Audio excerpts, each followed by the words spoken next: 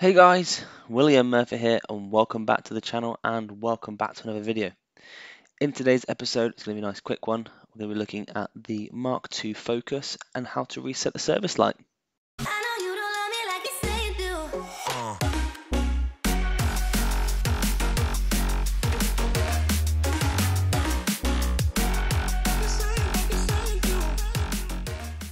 So, once you've finished doing your oil change or your full service, then you want to put your keys in the ignition and switch the ignition on.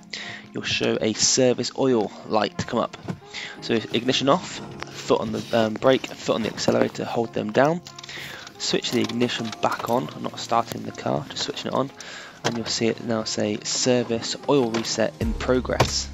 This takes about 15 to 20 seconds.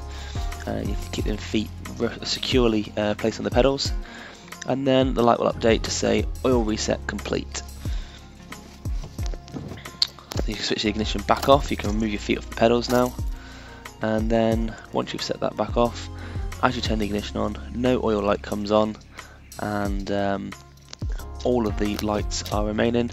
Just flick through the options now to make sure there isn't a service light showing, and that is job done. Yes.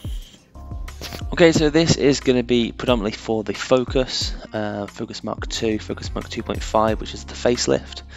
I imagine, and please don't hold me to this, but this is probably going to be the same for quite a lot of the Fords across the range, the Cougar, the Fiesta, B-Max, C-Max, S-Max, Galaxy.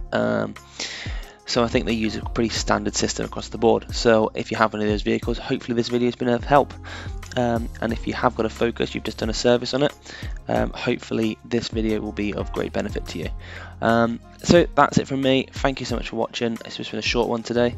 If you have enjoyed the content, as always, please click that thumbs up button, comment down below, and if you can, subscribe to the channel so you don't miss out any future content.